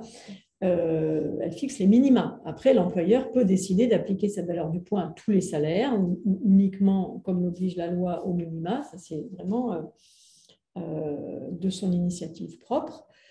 Mais il peut y avoir des clauses de revoyure, comme par exemple, nous, c'est le cas exceptionnellement cette année au sein du réseau CAE, compte tenu de l'inflation, où le paritarisme a décidé d'une clause de revoyure en juillet, considérant qu'il était très difficile d'estimer l'inflation sur 2022 dans les conditions particulières où nous sommes. Donc, il y a une valeur du point, mais il y aura regard de nouveau en juillet pour voir si cette valeur du point est juste compte tenu de l'évolution de l'inflation. C'est exceptionnel. Moi, ça fait 4 ans que je suis à la direction. C'est la première fois que je vois une clause de revoyure prise, mais vous le comprenez aisément, suite à la crise sanitaire, etc. Les données statistiques sont quand même, ont perdu un petit peu de fiabilité. Et la prospective aussi.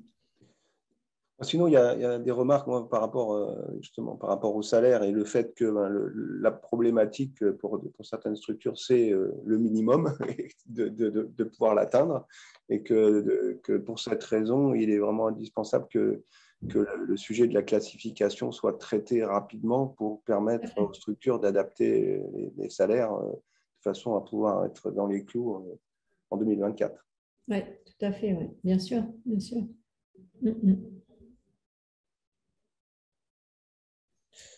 Est-ce qu'il y a d'autres questions dans le chat? A priori, non. Ah, s'il y avait une question par rapport à à quel endroit on peut trouver une version à jour, enfin consolidée et à jour de la convention collective. Alors, vos têtes de réseau longs, mais sinon, vous allez sur le site de la convention collective. Alors, je vais faire l'exercice déjà sans vous partager l'écran pour être sûr de ce que je dis. CCN Aditig. Parce qu'elle avait été mise, mais sinon, je peux peut-être l'envoyer dans le lien. Je peux faire un lien, non? Oui, mais en fait, j'ai regardé tout à l'heure et je n'ai pas réussi à la trouver vraiment. Ah, tu n'as pas réussi à la trouver? Je n'ai pas trouvé vraiment, ouais. Alors, je me souviens qu'il y en avait une, mais qui datait de 2019 à un moment, mais là, je ne l'ai même pas retrouvée. Ah bah, de toute façon, oui, s'il n'y a pas eu de… Il se peut qu'elle… Est-ce que sur Légifrance, en fait, il y a… Ah bah, sur Légifrance, ça, vous l'avez aussi, mais je voulais juste voir… là, je suis dessus. Convention collective. Alors, je vais partager l'écran, tant pis, c'est à mes risques et périls. Et puis, c'est le paritarisme qui gère le site. Je lui ferai signe si jamais il y avait un petit hic. Parce que je sais qu'à un moment, voilà, j'ai partagé la convention collective qui y figurait était la convention collective commentée, ce qui ne va pas forcément vous aider. Alors, là, je suis sur le site, donc convention collective. Vous voyez là, hein, je pense. Hein? Oui. Okay. Convention collective-aditig.fr.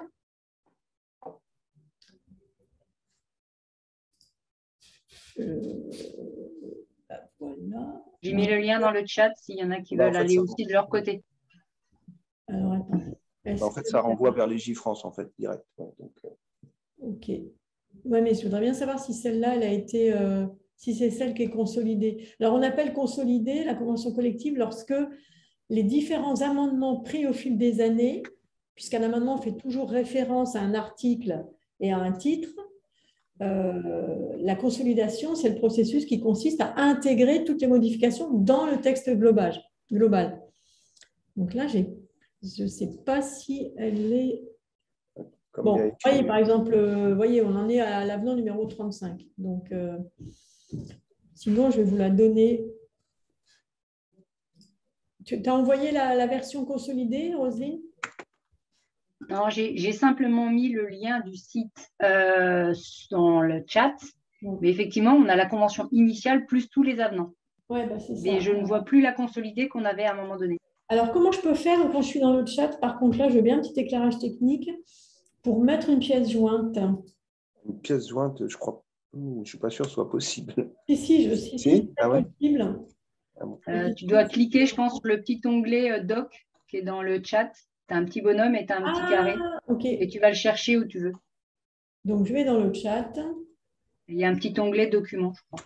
Et il y a un petit onglet documents. Et là, il faut que tu dises d'où tu vas le chercher. Dis voir où est-ce qu'il est cet onglet. Il y a écrit envoyer à, tu écris tout le monde. Tu décales un peu. Et là, il y a un petit dessin de feuille. Ah, c'est le dessin de la feuille? Ouais. Ah oui, votre ordinateur. Parfait. Bon, ben, je vais le mettre comme ça, vous l'aurez. OK. On pourra la récupérer et puis sinon, on la mettra sur... Voilà. Consolider. Voilà. Voilà. Mais la version sur Légifrance, elle doit être consolidée parce que, par exemple, le préambule, il y a bien, c'est bien le nouveau champ d'application qui est indiqué. Je pense aussi. Je pense aussi. Voilà. OK. Est-ce que vous avez d'autres questions? Alors, certainement, enfin, il y en a qui vous viendront après. Je pense que là, les têtes de réseau seront à votre disposition.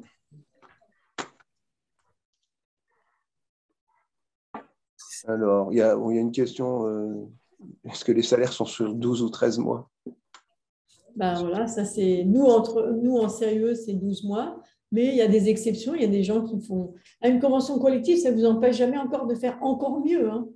Enfin, si c'est mieux d'avoir 13 mois, hein, des fois il vaut peut-être mieux 12 bien payés que 13. Ben voilà, je ne sais pas, il n'y a pas forcément, c'est pas dans l'absolu ça. Hein. Voilà, mais ça, tout est. Voilà, en réseau CAE, on est très largement sur 12 mois, mais il y a quelques CAE qui ont des accords sur 13 mois. Et la convention collective ne l'empêche pas. C'est tout ça qu'il faut arriver à mettre à plat et qu'il est intéressant de poser à l'échelle de vos réseaux et puis après de partager au sein des différentes ingénieries. OK. Donc, une question à nouveau là, sur le forfait jour. Est-ce qu'il est obligatoire? Est-ce que la direction a le droit de l'imposer à tous les salariés ou juste au cadre? Voilà, bah, typiquement, ça c'est des questions de droit social, de droit du travail très très fines. Donc, ça, c'est plus un juriste vraiment qui pourrait vous répondre. Ce que je voudrais rajouter aussi, c'est que prenez connaissance de la convention collective actuelle et puis il y a sans doute des réponses dedans. Sachez que tout le texte va être rediscuté d'ici 2024.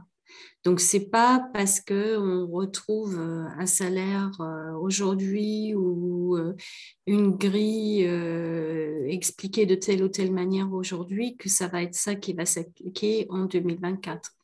Ce qui est important maintenant, c'est de prendre connaissance des conditions actuelles pour pouvoir les faire évoluer, pour que ça soit plus facile à adapter à tout le monde en 2024. Alors, je réponds indirectement à une question. Pour les clauses de revoyure du point, ce sont les têtes de réseau, les structures qui pourront décider.